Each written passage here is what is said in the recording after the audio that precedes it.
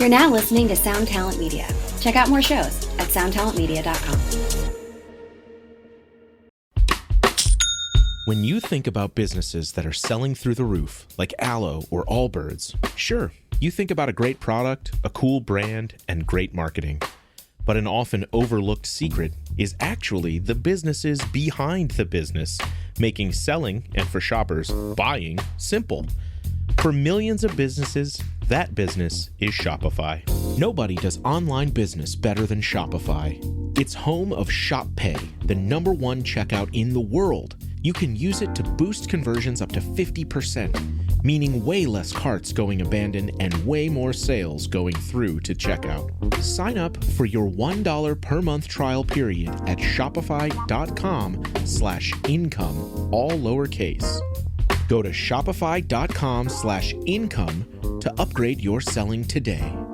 That's shopify.com/income. Raise the rudders! Raise the sails! Raise the sails!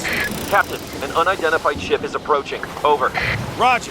Wait, is that an enterprise sales solution? Reach sales professionals, not professional sailors.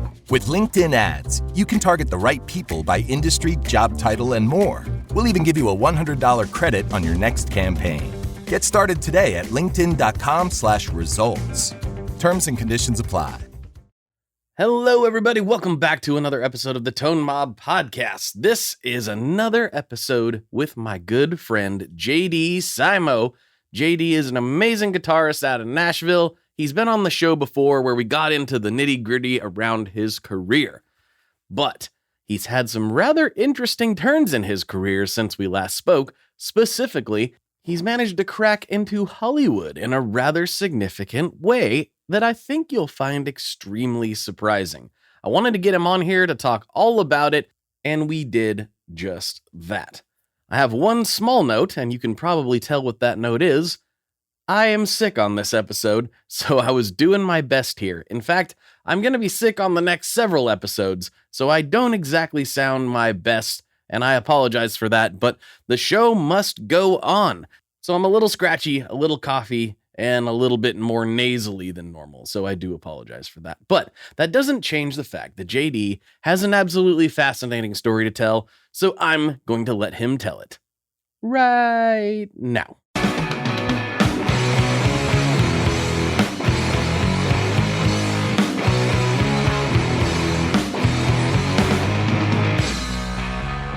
Hello, everyone. Welcome back to another episode of the Tone Mob Podcast, the show about guitar stuff, occasionally, sometimes. I'm your host, Blake Weiland, and with me today, I'll pour through. I'm going to push through this mucus-filled He's going to pull through. I'm going to do it. Been sick for so long. I'm almost over it, though. With me today, I have Mr. JD Simo. What is up? How you doing, buddy? It's great to be back. I'm sorry that the affliction continues. It's going to be okay. It's going to be okay. I finally feel good. That's nice. Good. Like, I feel really good today. I might even go to the gym, but that hasn't stopped the congestion, unfortunately. It's okay. It's okay. It's okay. We're going to persevere through.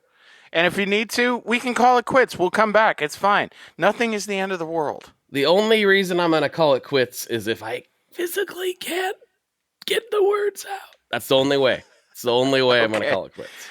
Here's to you, buddy. To you. I don't think that's going to happen, though. I've got the throat coat tea. I took a nice steamy shower. Nice. We'll see. I think we're going to be okay. We'll see.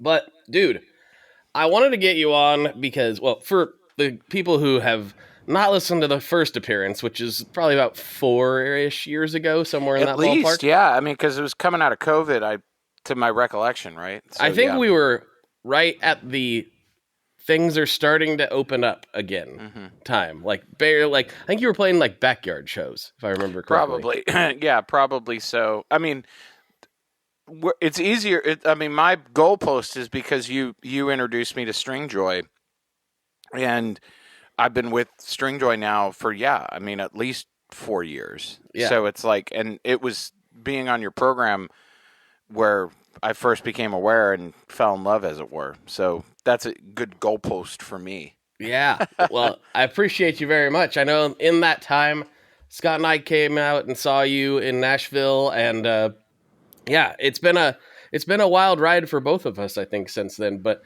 the main reason I wanted to get you on wasn't just because I knew we'd have a great conversation, as we always do, but you've been doing some crazy stuff in Tinseltown these last couple of years. Yeah. You worked on the Elvis movie. You just got done with the Springsteen flick, which is coming out here pretty soon. Yeah. And I don't know anybody else that has done what you've done. I know that this is a job that people have, obviously, but I don't know of anybody else that has actually been a part of this process and worked on the music for films of that caliber. So I wanted to find out how that happened and what is that even like? Well, I mean, it's not unlike anything else in that you just do the best you can do and sort of fake it till you make it. But no, I mean, my association playing on records for Dave Cobb is the real answer. The Elvis movie was, I'd known Dave for a decade, and for those who aren't aware, you know, Dave is now one of the heads of Universal as of the last few months. They announced his new position, and he's one of the presidents of Universal Music. I saw that. That's wild. But you know, as a producer, Jason Isbell, Chris Stapleton, Sturgill Simpson, many others. Just a list of my favorite people, basically. Indeed, and so we had, anyway. Long story short, we'd met years and years ago, and we're like guitar buddies. Because Dave is also a really good guitar player. And in the meantime, he became Dave Cobb. And he called me, I mean, to my best recollection, it was probably, I think it was like the summer of 2018 or something like that. Or maybe the spring of 2018, something like that. And he'd called me out of the blue. I was like, why is Dave calling me, you know? And it was right at the sort of height, right after the Star is Born. He also did A Star is Born with Lady Gaga. Mm-hmm. And that had just come out, and I was like, why is Dave calling me? And he's like, hey, man, I need you on a project that I'm starting. I'm going to start working on this Elvis movie, and I'd like you to be a part of it. And I was like, yeah, sure, that's amazing. And so we started work before the cast was, like, Tom Hanks was already attached to the project, but he was the only, like, name when we first started work on the movie that was attached. Like, Elvis had not been cast yet. Like, Austin had not been cast yet. Wow. As Elvis. And we were actually a part of the casting process, actually, because there was a couple of people that were up for it. And so we ended up doing, like, sessions with a few people that were essentially like glorified screen tests, if you will. Mm-hmm. And then finally Austin came in. Austin was cast, and it was like, you know, and we've worked on that for on and off for the better part of 2 years, because it came out in 21, I guess, something like that, 21, 22. I'm bad with dates. That sounds right, though. Yeah. So, but we worked on that. We worked on and off for years, and then of course COVID was right in the middle of it as well.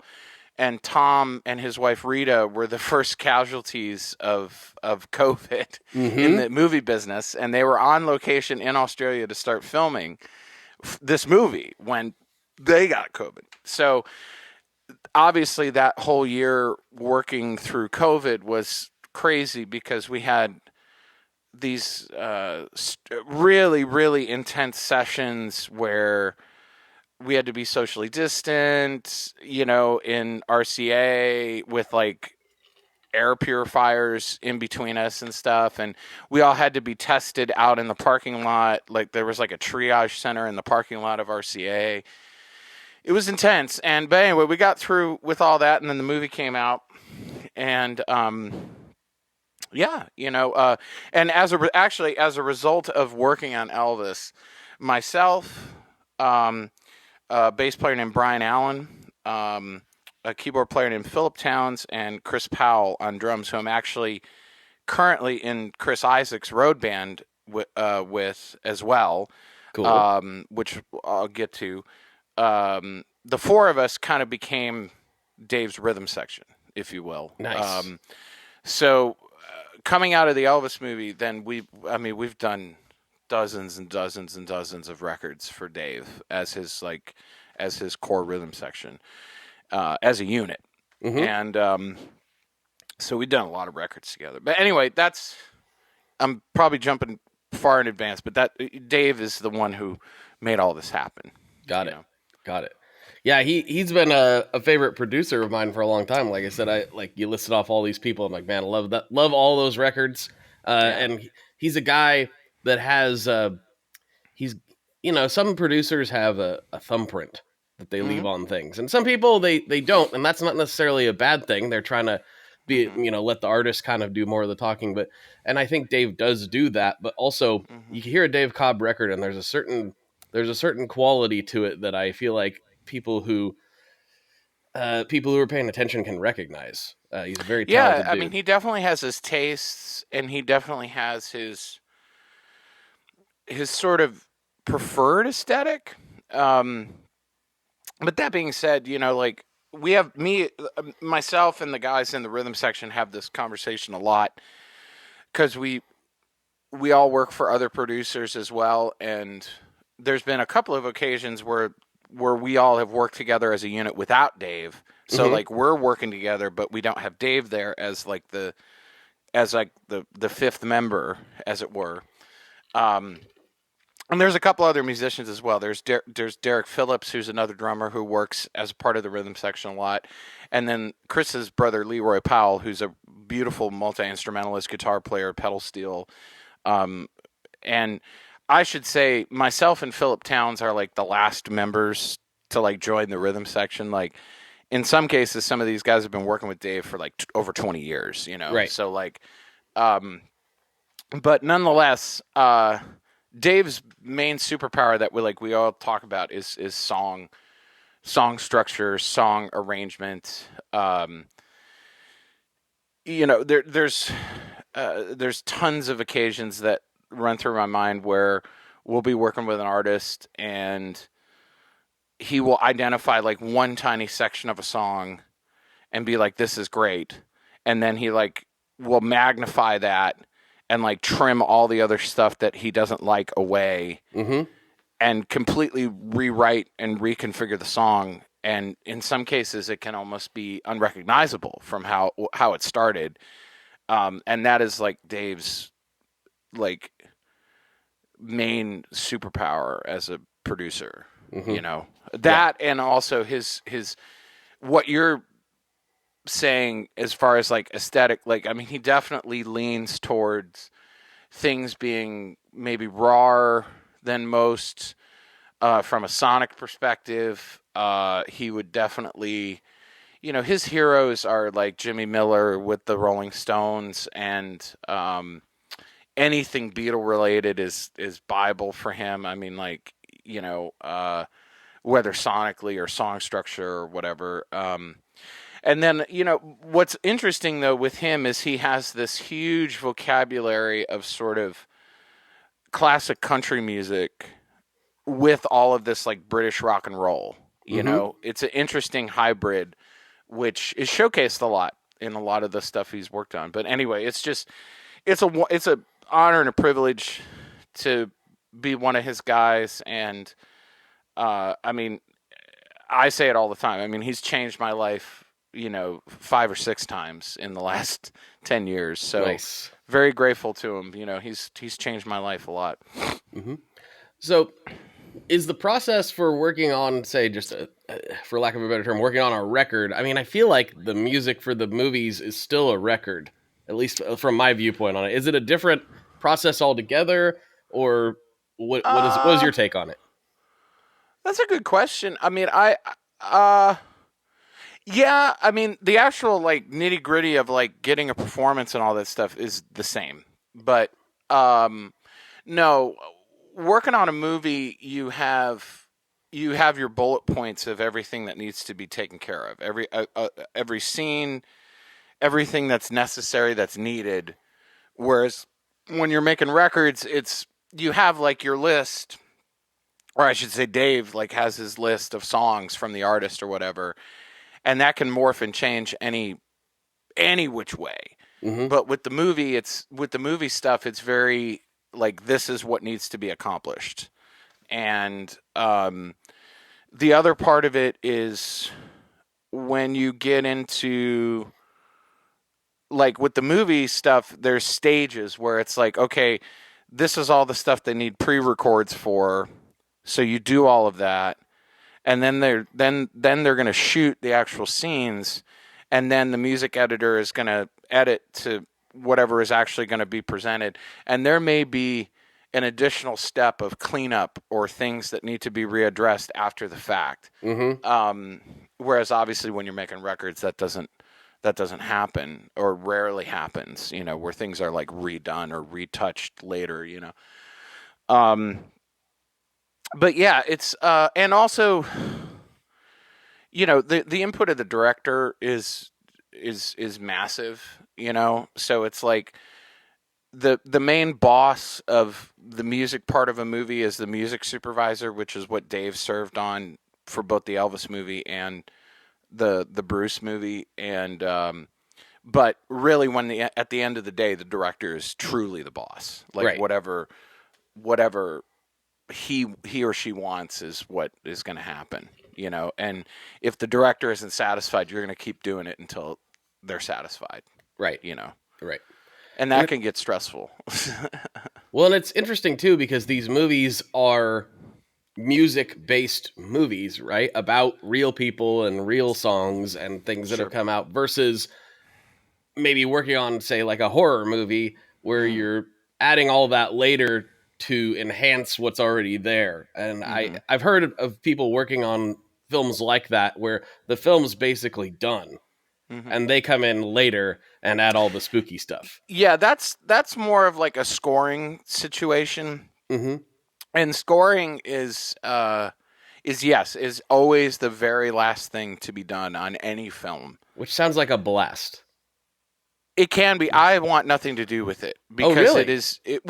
because it is the most stressful, because however long it takes to do a final edit that gets approved by the studio, by the director, by, whatever, all the chains of command that have to approve something, only then can you actually fit the score in and compose what things need to be composed or fit in, because the music supervisor, if there's pre-recorded music that is going to fit into places, that's the job of the music supervisor. Right. The score is going to come, literally, it is the last thing. And so therefore, it is the most stressful thing because there's no time, and you're basically going to not sleep until every single cue is approved. And a cue meaning like, oh, there might be 24 seconds here, and here there's 96 seconds. Mm-hmm. And this is the mood that the director wants right here. You might have 20 revisions of one cue. And in one film, there might be 700 cues or something. Okay. So, yes, theoretically, to like sit with a movie and compose to it and all that, yes, that sounds amazing. And I think like in certain cases, like, how Ry Cooder has been allowed to like blank canvas play and improvise to a screen, to a mood or something like that. That's amazing. But the reality of the situation is most of the time it's a very rigid, and you're literally throwing stuff against the wall hoping it sticks. Yeah. And it can be incredibly stressful, and there's no time at all. So what I've seen, because I've played on the score stuff on both of these films, but I wasn't like in charge, and I much prefer this music supervision part myself. At least up till now. Like, give me another 10 years and I'll probably be a glutton for punishment and be like, let's do it, But yeah. For right now, it's a little scary. It's also probably the difference in movies as well, right? Where sure, it's absolutely. If it's a big budget blockbuster thing, there's, 47,000 people who've got to approve every single step of the way. And that's never really that fun, probably, I would imagine. No, and I mean, like, I'm exaggerating. Probably, I mean, there's a lot of people's opinions matter, but I mean, really, when it comes down to it, it's the director. The director is the person that you are there to see their vision. You know? Yep. But that being said, the only thing that was, skipping ahead to this Bruce biopic. Because the Elvis stuff, I was a part of all the music for it. But, like, the Bruce stuff, I was very, like, yes, I did all the music with Dave. But I also was, like, I sort of ended up creating a credit in a way, which we can talk about. Because I was on set for months. For everything music-related, I was on set. Okay. And I was there to, well, I'll explain. Like, I didn't really understand why I was there. And I started just naturally trying to be helpful. And that turned into, like, this credit that the head of the studio, like, actually, like, sort of, like, created for me. And they ended up, like, hiring me. Like, it turned into a whole thing, and it was just a happy accident. I got to hear this story. How did this I'll happen? tell you. But and then lastly, I was involved as a coach personally to Jeremy Allen White through the entire process. Like, we started in June, I think, of last year, so a year ago at this time, and we worked right up until the end of when we wrapped, because he had never performed or played music in his life, and so that was a whole nother so I was much more intimately involved in the entire production of the movie than anything I'd done previous. And anyway, where I'm going with that is at the very end, I had to go back, and there's tons of scenes of Bruce, like, composing in rooms in his house and all this kind of stuff. And so there's all this ambient, like, him playing stuff badly, all this stuff that I had kind of noodling, basically. Yeah, and I had to go back, and for audio reasons, because of it needing to be in Dolby Atmos and stuff like that, like, I actually had to go and replace all of that. Oh, which was horrendously difficult. And, like, I think, like, I learned a lot through the process. Like, when I have to do it again, I know now how to do it better. Okay. But, like, I mean, I'm a proficient session player. I mean, like, I make a living, at least half of my career is, doing stuff and not screwing up and playing stuff one time through and all that stuff. And it's like, I ended up having to do 3 full revisions of essentially what they call Foley work. Yeah. All this replacement stuff. Because I had to have it exact of what his hands are doing. And it was, I mean, it's one of the hardest things I've ever done. And it's well, and it was messing with my confidence, because I'm like, why can't I do this? And it's just like, it was hard. Like, it was difficult. Well, it's one of those weird things where it sounds to a layperson, it probably sounds kind of weird, but Jeremy not being a musician and basically learning guitar for this role, I'm assuming, which I guess Correct. you can get into. Correct. Versus somebody like you who is very proficient, or even somebody like me who has done it a fair bit. We do things a certain way, right? And we as players can recognize when other players are doing things, right? Even if we can't do them necessarily, right? You can recognize what it is. It was, but trying to nail somebody who doesn't know what they're doing exactly, it's like you're thinking, like, why is your finger even doing that? Like, it was maddening. I mean, and I understood why Scott Cooper, the director, he was like, he's like, you have to do this one and you have to redo this. I understood, because I'd, like, go back 2 days later and be there at RCA with the huge monitor, and I'd listen and look, and I'd be like, yeah, it's like 95%, but it's not 100, and he was right, but I mean, it was the hardest part of the whole thing for me. I can't even imagine how difficult that would be. That is crazy to me. I hated it. It was the only part of it I didn't like. Yeah, it's but like, hey, what are you going to do? Yeah, because I mean, and you'd think, and for those that are listening, they're probably wondering, well, why didn't they just record it on set? And well, they do. They do. Go ahead. Yeah. They do, but you also have to keep in mind that, again, okay, so first and foremost, it's like, it's going to be in a theater. So it's like the visual you have to blow up like by 100 times.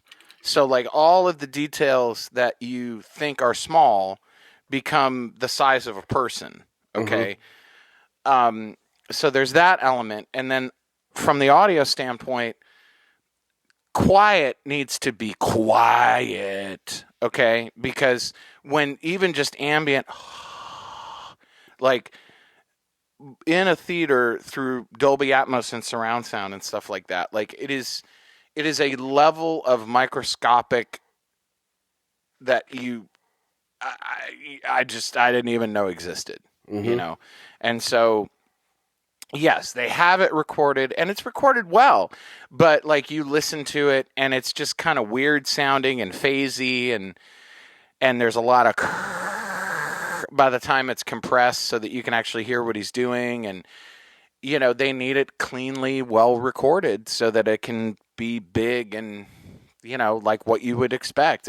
So it doesn't pull, because the term that they use in the movies is, suspension of disbelief. Like you don't want anything that's going to pull a viewer out of being completely invested in what's happening. And things of that nature, little things like that, are what can pull someone out of a movie.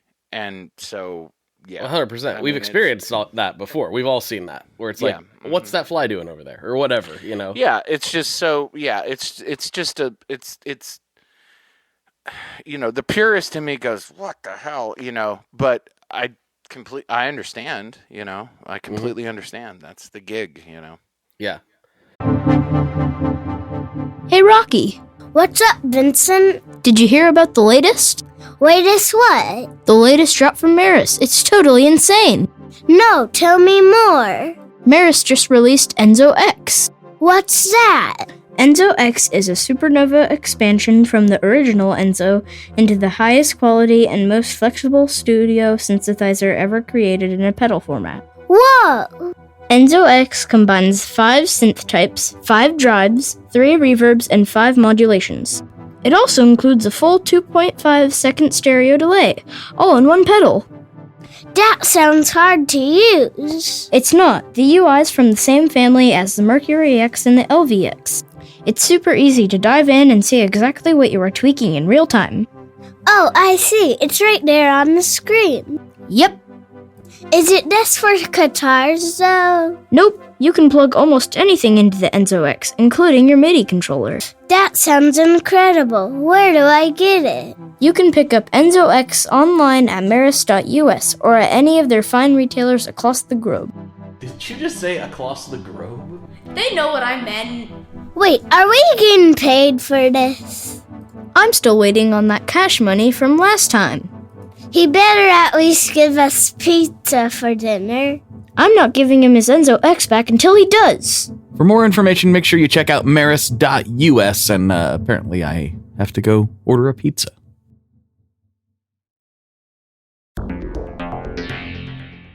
How exactly do artists get their music on Spotify, Apple Music, Deezer, Tidal, all these services? How in the world do you get your music there?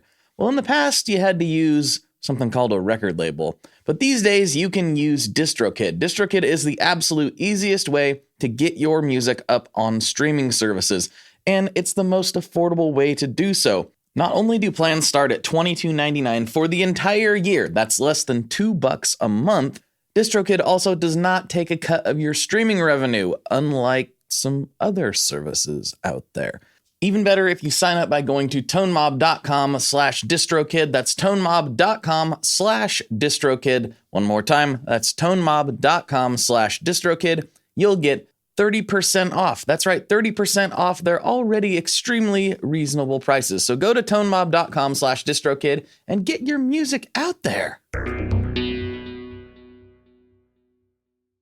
We are brought to you today by Sweetwater, specifically the Gear Exchange. You may have heard about this. This is a place where you can go to buy and sell your used gear.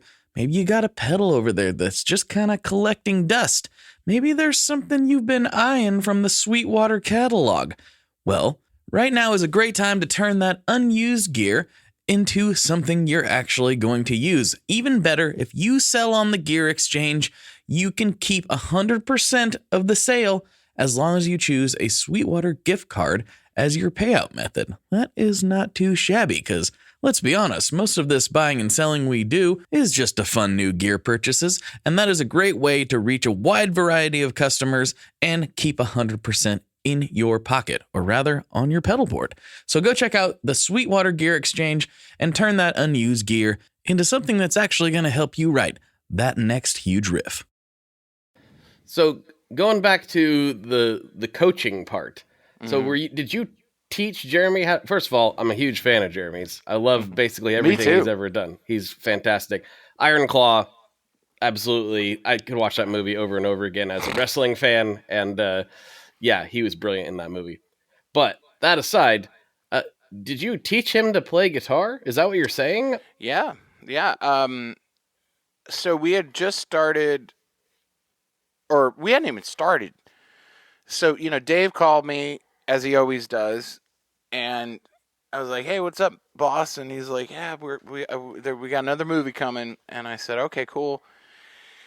And he told me all about it, and he said, it's about the making of Nebraska, and then he said, it's based on Warren Zane's book, and I said, okay, and,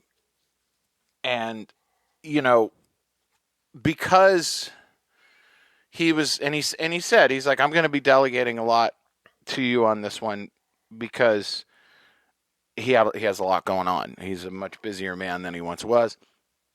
So I actually had to, meet with Danielle, who's one of the heads at 20th Century Fox Disney, and her counterpart, Rachel, and get to know them so that they could kind of approve me and all this kind of stuff. And since Danielle has become a really good friend, a really close good friend, and there's lots of other stuff down the pike here, just because one thing can lead to 20 other things. Of course. It was a very, very advantageous introduction, I should say. And I totally have her back, and she's got mine. And but at any rate, we hadn't even gotten started. And Danielle, immediately, Dave was like, well, we have something we need to deal with right sooner rather than later. And I was like, yeah, what's up? And he's like, well, Jeremy Allen White needs to learn how to play music. And I was like, okay. And I was like, and you want me to help? And he's like, well, do you think you can? And I was like, I have no idea. I said, I'll try, I said, I'll do the best I can do. Have you taught lessons before? Not really. Okay. I mean, I've done a handful for people over the years because they asked me to, and I've given some lectures at music schools and stuff like that. But no, to answer your question, no, not in any regard. And, but it's just another part of the equation. You say yes, and you figure out how to do it. If you're going to continue to grow, that's just what you do. And I've always heard in Hollywood, if they ask you if you know how to ride a horse, you do, whether you do or you don't, right? And it's just with anything, man. I mean, it's just you're figure it out. Yep. So I took some time and I tried to figure out how am I going to approach this? And I was like, okay, it's a Nebraska album, so a lot of it is very simplistic, which is a good help. But on the other hand, it's all just acoustic guitar. It's as naked as it can be. It's not in a band context where you can hide. And I was like, okay. So I was like, I'm going to have to teach him how to fingerpick. I'm going to need to teach him. Some of this stuff is really loosey-goosey, and it's all over the place, and strumming patterns change because Bruce is not the most consistent, you know. He's just so flowing. I'm breaking down, like, okay, how am I going to, you know. But, you know, I was confident that I could do it, and I just was like, yes, hell yeah, we're going to do this. And so they hooked me up with Jeremy, and we started working with each other on Zoom every day, every other day for months. And then we finally met in person at a session here because we had to do all the pre-records for all the vocal stuff, which he had to sing, which was a whole nother, which he had a vocal coach in Los Angeles, but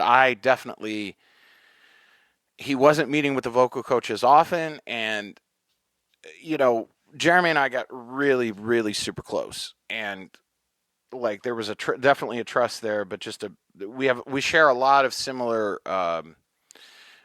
life stuff, and we got to be really tight and are still really good friends. And that's awesome. He's somebody that I really care about, and he's a great guy. And so anyway, I helped him a lot, just trying to bridge it and trying to help him, because it just, you know, I had a lot of empathy for him through the whole process, you know, because it's, you know, there were many times where we hit walls, and I was just like, God damn it, dude, I wish we could just flip a button and I could just do this for you. Right. Because it's nothing to me, you know, because I understood like how much pressure and everything is put on someone like him. It's, I don't know, like I grew another several levels of empathy and care for people in his position, you know, because it's, that's crazy, man. You know, you're trying to be like a decent human being, and he's a father, and he's a really good dad, and all this kind of stuff, and all this normal life stuff that is stressful and whatever.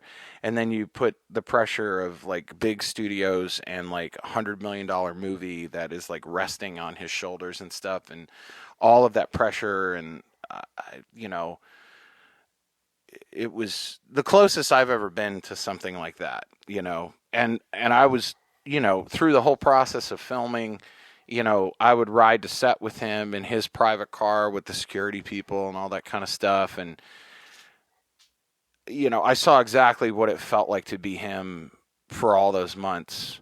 And it was crazy, you know, like I have a lot of care and love and respect for people in that position, because normalcy just doesn't exist. Yeah, you don't get to go to the grocery store, you know. I mean, we would go for walks, you know, we'd go eat, you know, we'd go grab a bite to eat or go to the bodega or something like that, take breaks, go get a cup of coffee. And it's like, you know, I've never been around somebody that was recognized that much, mm-hmm. you know, and it was everywhere. It was worse in like New York and New Jersey and stuff like that.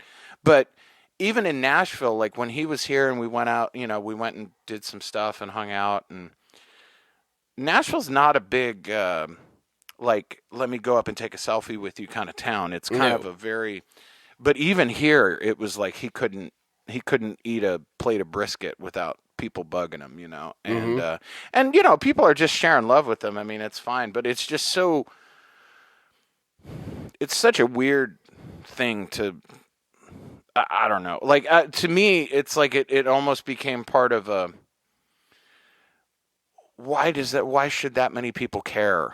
You know, like it's, yeah, he does great work and all that kind of stuff, but it's like, he is just another dude, you know, and he can't be. Yeah. Well, I think that's one thing that people have even if they logically understand that, they have a little bit of a difficult time processing that when they're confronted with it in their face. Because you've been watching this person on a screen, or you've been listening to their music, or maybe both. And in your brain, even if you logically know they're just another dude, something kind of flips a little bit. No, and I saw it time and time. And, you know, for that matter, I mean, it's like I had Bruce there every day too. So It's like interacting with Bruce. on a daily basis and seeing how people were with him. It was both sides of it. Like, it was just seeing, people not being able to handle their with either of them. And, right. But anyway, both gentlemen, and yeah, me and Jeremy worked all the way through the end, and it was highly, highly stressful the entire time. But now he knows how to play guitar. So it was just that thing of like, we had like the first few months where I'm just literally, I was like, initially it was like, okay, how do I do this? Like, how are we going to do this? And so like your initial thought is, do I just teach him to play guitar? And then it became quickly evident, no, I need to start teaching him the chord shapes and this stuff to specific things immediately, because we're going to run out of time and we don't have time to like do building blocks of standard learning how to play and blah, blah, blah. Like, we have to go right into We're not going to learn scales here. We're going to learn what we need to do, basically. And in particular, there were songs like Nebraska, Born to Run. There's a handful of songs that we knew from day one were going to be important scenes. But the thing that was that made things extra stressful is things would change. So we'd like do a bunch of prep, and then it would change, and it would be like, oh, we want to add this blah, blah, blah. To which like Jeremy would be like, oh my God, what the hell? And it'd be like, okay, we're going to do it. We're going to figure it out. And then there's a whole scene that happens in the Stone Pony where Bruce sits in with a band, which ironically is a bunch of my friends. I can't ruin who it is. There's certain things I can talk about and certain things I can't talk about. We'll talk about it off the air. But Bruce sits in, and like there's lead stuff and all this stuff, and it was just like, okay, we need to set Jeremy up to win because you want it to be good, and that was like okay, we have a month until we shoot this. Wow. And now we actually know exactly what they're wanting him to do. And it was, so like that element of it like ran through the whole production, and it just made the whole thing that much more stressful for him, but we did it, we did the best we could do. And I commend him because I told him really early on, like within week 1 or 2, I was like, Jeremy, I wish I could tell you that there's like some secrets and all that, but I was like, there's not. It's time. You need to sit and do this for hours and hours and hours and hours and hours and hours every day. And I just like, I sat and I was just like, listen, there's been times, and I would play like some simple passage, and I would be like, I have recollection of doing that for days on end until I could do this little 2-second phrase properly, like that's just the reality of playing guitar, And he was like, thank you for your honesty. So it's true though. I mean, we take it for granted sometimes. How like we're always like, oh, I'm just playing cowboy chords or something. It's like, but how many times did you play those cowboy chords before you were able to do it without thinking about it? Right. We as players are constantly going back looking at us now without remembering what it was like when we started. It hurts. Yeah. It doesn't hurt anymore, but it used to hurt a lot. And there were times where you probably wanted to stop and you wanted to give it up, but something kept you going. Now for Jeremy, it's the whole production is what keeps him going. That's a little easier to keep inspired, in that regard. But it's still, if it's not his passion, because he clearly didn't learn until this point, it was not a thing that he wanted to do. We have a weird bug in us that makes us want to do this. Correct.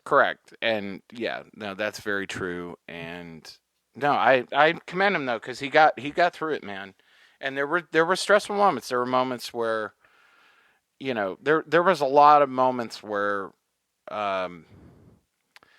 his own physical health, like what he was putting himself through physically with his voice, with, he had to be so tiny because Bruce was so skinny then. Yeah. In some cases, he's actually wearing some of Bruce's old clothes from that period. Really? And wow. Jeremy's a good looking dude, and he's well taken care of. But like Jeremy in his normal thing where he's running every day and he's jumping rope and he's lifting weights and stuff is like bulkier than Bruce was then. So like, I mean, he was like starving himself basically to be as small as he needed to be for the clothing, let alone the role. And it was a lot. He put himself through a lot, you know. And there's a couple of really intense moments that are very private that I was like there with him, like, you know, caring for him, you know, because he's a good dude, man. So anyway, yeah, man. So segueing slightly, what was the role that got invented for you, and how did that happen? Oh, so what happened is they were going to start filming, and filming started in October, I think. I want to say September, October of last year. And Danielle from Disney, she was like, I want you or Dave, you know, like on set. And Dave was like, I can't be on set. I'm doing this, you know. He was like, you're going to be on set. I was like, okay. And I mean, initially it made sense because whenever there were music scenes, for me to be there in person to help Jeremy prep for whatever the next big scene was musically, that made enough sense, you know, for me to like, for them to like schedule out, okay, there's these 4 days, and then there's 3 days where there's no music, and then there's 2 days where there's music, and then there's a day there's not, and then there's 5 days. So it's like, we need you here, blah, blah, blah. So for months, they blocked out like when I would need to be there. And also there was some sessions that we ended up having to do along the way because stuff got added. And so we did some remote sessions with Dave where Dave was in Savannah, or we did one, I think. I can't remember, but there was so anyway, it was just like, okay, basically I'm going to go to and from New York for the better part of several months, you know, of last year for whatever is needed. So the first day I was on set, like I helped Jeremy, like I prepped Jeremy, and then I just sort of, okay, I'm like looking at the set dressing, right? And I'm sort of picking it apart going, well, that wouldn't be there. Or that, okay, this isn't plugged in correctly. Or why are all the knobs at 0? Or the recorder is like, no one would set that up that way. Or the mic wouldn't be set up that way. The cord wouldn't be dangling like that. Like all the, just minutia that a musician watching would see and be like, that's wrong. That's a Lifetime original movie. That's not a, you know. Stuff like that drives me crazy. It drives me crazy too. And so and here's the other thing is that from the first take of the first setup where Jeremy was doing music, I was paying very close attention and like, okay, he executed that right. That was that was good. That was usable. And so from the very first take, I sort of sheepishly to Scott Cooper, the director, because I was in Video Village with him, which is a very coveted special place. Oh, yes. And me even being there was sort of, I felt like, because the crew was just sort of like, who's this guy? You know? And I sort of, to Scott, in a way that wasn't like being a douche, was sort of like, after that first setup, I was like, do you want to know like what was correct or what wasn't correct or what was like usable or not usable? And he was like, yes, absolutely. And so Petey, his script supervisor, who's always right next to him, who's watching continuity, he's like, give all your notes to Petey.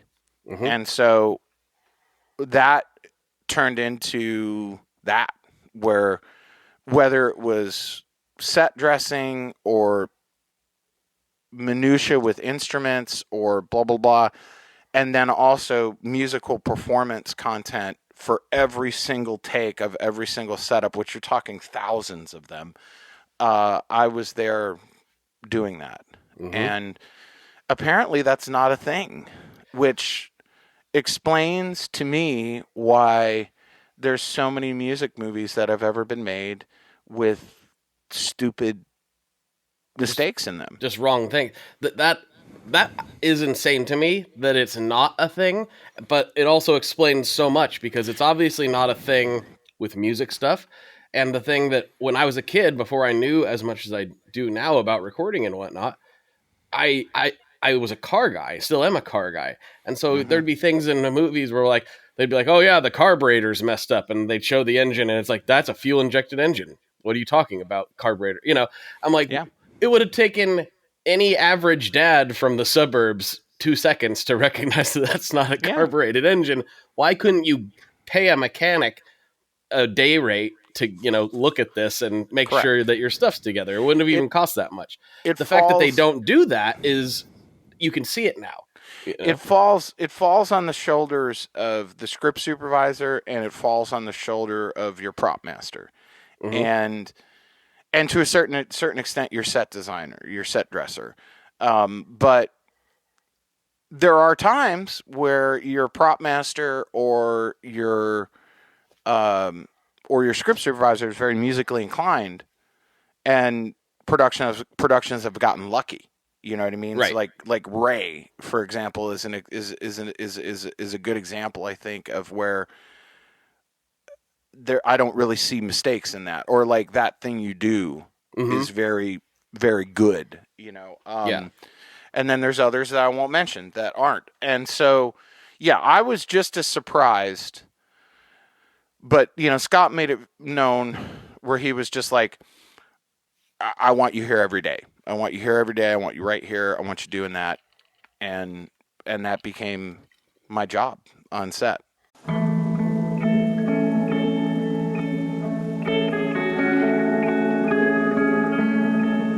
Hello there. I'd like to introduce you to your new best friend, the Chase Bliss Audio Lossy. Lossy is a collaboration between Chase Bliss and Goodhertz. And it's meant to give you some control over those weird digital artifacts that come with very compressed audio. You're hearing it right now. All the changes that are taking place are strictly coming from my playing dynamics. I'm just interacting with the pedal and letting it do its thing. In some true stereo goodness. If you'd like some more details about Lossy, I'd invite you to head over to chaseblissaudio.com. I think you're going to like what you find. USAA knows dynamic duos can save the day, like superheroes and sidekicks, or auto and home insurance. With USAA, you can bundle your auto and home and save up to 10%. Visit USAA.com/bundle. Bundle savings are off total premium, not available in all states or in all situations. To qualify, auto policy must be active prior to property policy issue, subject to change. Restrictions apply. Membership eligibility and product restrictions apply and are subject to change. USAA means United Services Automobile Association and its affiliates, San Antonio, Texas. Hey, it's Paris. You know I love sparkly things, right? Like stars. Duh. And thanks to Hilton and AutoCamp, I just slept under them. Picture me, serving looks by the fire outside my luxurious Airstream, making s'mores with the kids, while a national park is our backdrop. The great outdoors meets Hilton hospitality. That's hot. Explore all the new ways to stay at Hilton.com. Hilton for the stay.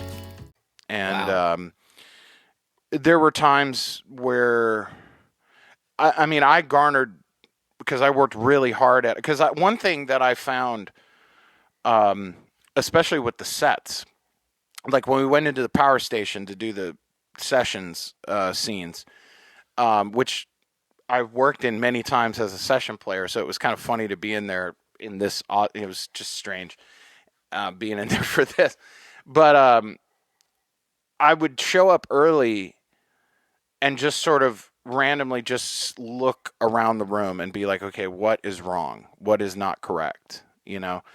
And there'd be all these little things. Like, I remember when we were at the power station, everything was plugged into some snakes, and I went, no. Finally, it dawned on me. I was like, no, they would use the old feed through that's on the side of the wall that they haven't used in 30 years. It's like, no, route everything through those and route it correctly.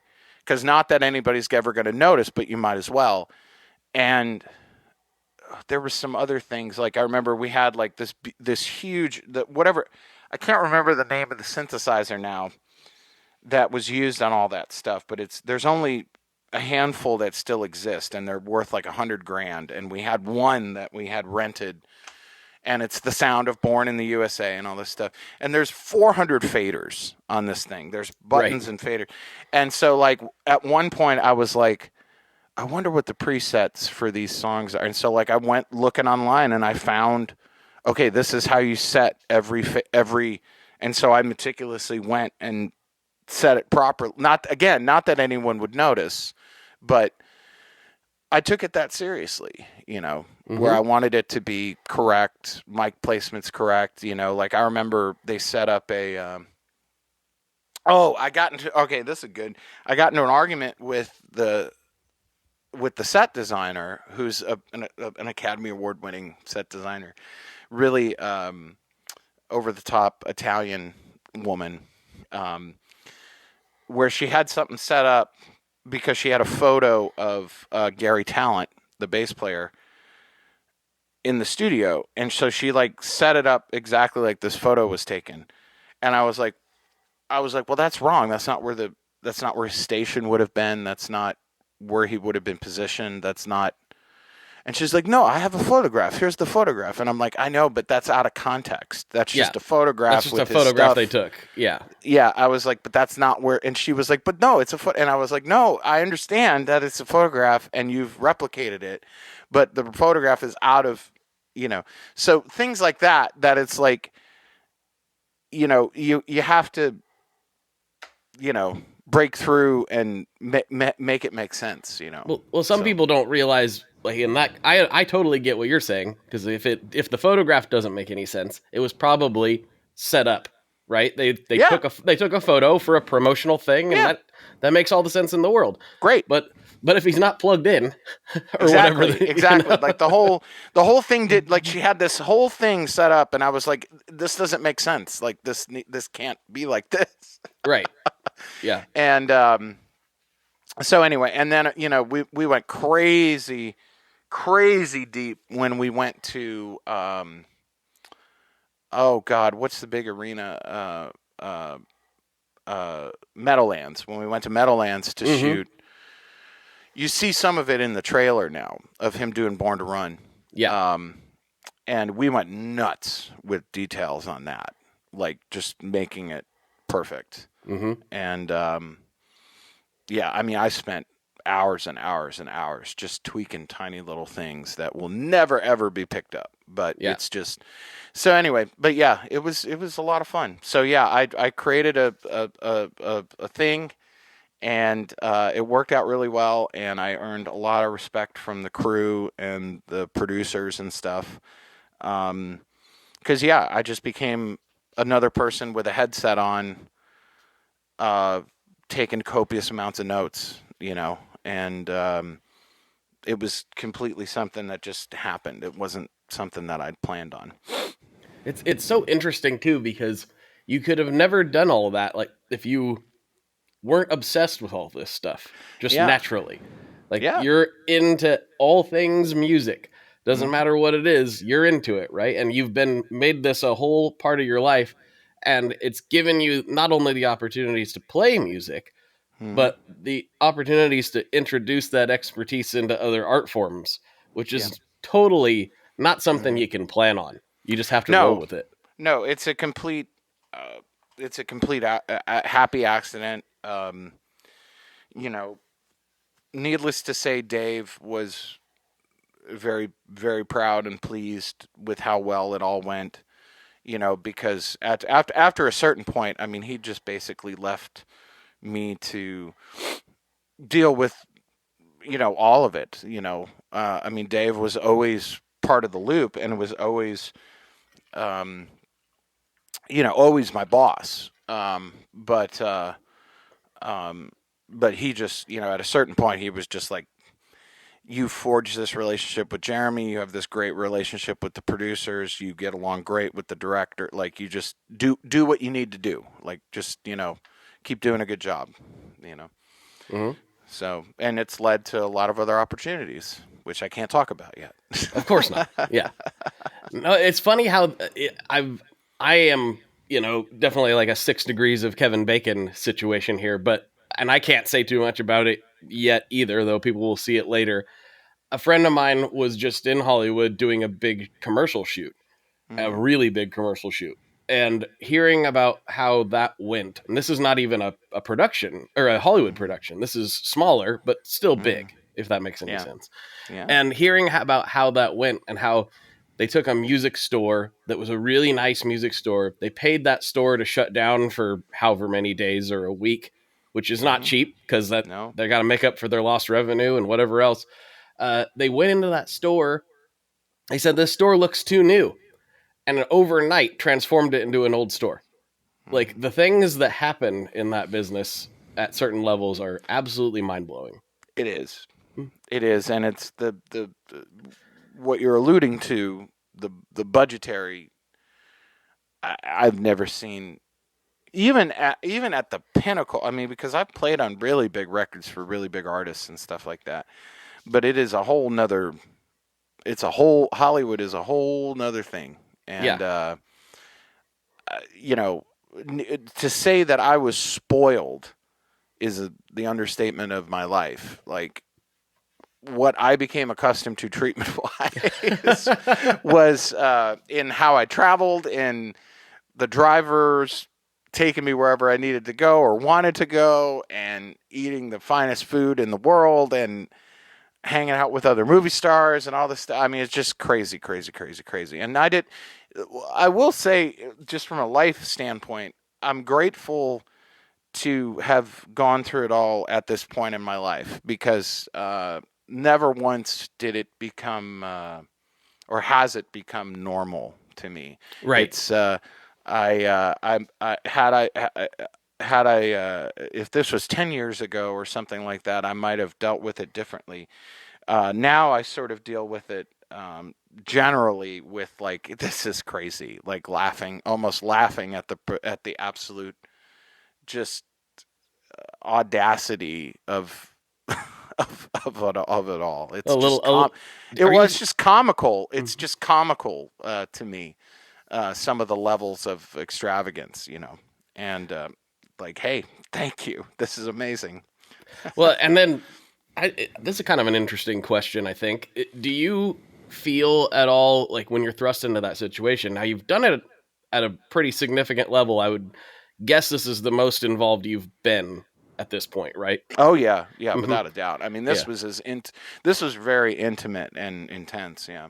At any point, did you feel any twinge of imposter syndrome, or did you feel like, nah, this is my thing, I got this? I mean, that first day, yeah, but then I wasn't so much trying to insert myself necessarily. It was purely trying to just be helpful. Like, you're paying me to be here. This is something that I could be helpful with. And in that way, it felt like just playing on a record or something, and just seeing something that could be improved, or seeing something that could be better, and trying to help the whole thing along. But no, I mean, once I sort of, found where I could be helpful, and like just really threw myself into it and concentrated like hell because it's sort of mind numbing to sort of, it took me a while after we wrapped to sort of get out of that super analytical space, because I was so heightened to notice every tiny detail of everything. Like, I could absolutely go back there at a moment's notice. But it took me weeks to sort of unplug my super analytical part of myself that was like just on high alert, constantly. But no, it was a joy, man. And you're working with, Masa, the cinematographer, who's an absolute genius. Like watching him work, watching Jeremy Strong and Odessa, who's in the film, work, and just do breathtakingly, like, wow, how did they do that? And watching Scott, it's just when you're surrounded by, it's just like, it's exactly like being in a typical session where, like, at times I'll stop and be like, God, everybody in this room is just a world-class, and what an honor it is to be here, and it was the same thing, where it was just, you're part of a team, and you want to do the best you can, Yeah. Well, they picked a good guy for it. What did they end up calling this credit that they gave you? Until I see it on the screen, I don't know. We had, no, because me and Danielle and Rachel had batted some things where we had sort of landed, like, because it was like, okay, coach to Jeremy Allen White, that's easy. Part of the music department, that's easy.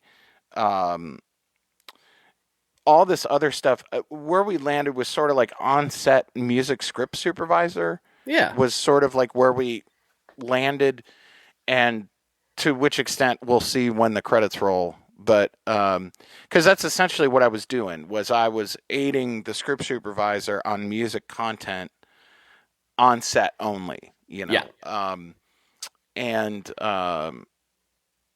There's a whole coding system. I'm sure every script supervisor works differently. It's sort of akin to like when you're comping vocals or something, like everybody has their code of like, take 1, take 2, take 3, take 4, obviously. And then it's like, okay, this part of verse 1, this part, so everybody dictates that differently when you're like comping vocals as a producer or an engineer. Whereas like script supervisor, it's like, okay, it's not take 1, it's take A, apple, and there might be 5 different setups, 5 different angles for one setup, okay? Yep. And then there might be like 5, 6, 7, 8 takes per setup, and it's like dictating, okay, this part of this take and this part of this take is correct, all that. Like there's a whole language, and I have luckily I saved all of my scripts, because I have all of my notes on them and stuff, and that'll be fun to like give to my daughter one day. Oh yeah, that's super cool. I'd love to see a photo of that. That sounds really, really I'll interesting. send you one. I'll send you one, because I actually found all the rest of mine just a couple of days ago. I found my big stash of them. That's so cool. Yeah. Well, dude, thank you so much for coming on. I could talk to you about this like all day. It's fascinating to me. Like really, really, really, truly interesting. And I've never had anybody on that's had this kind of experience. So, I mean, you're welcome back anytime. I'm sure, based on what I'm hearing, this is probably not the last time you're going to be doing this kind of thing. No, I'm sure that you've got other irons in the fire. There are ones coming down the pike.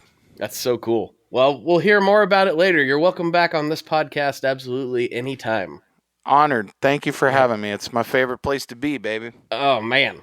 Well, one of these days we got to do it in person. It seems like every time I come to Nashville, you're out of Nashville. I know, and every time I come to Portland, you're not there. I know. So. It's ridiculous. We got to make this a better coordinated effort somehow. It's going to be okay. It's going to be okay. Well, we'll slide over to Patreon and see what kind of nonsense we can get into. Does that work for you? That works great. Cool.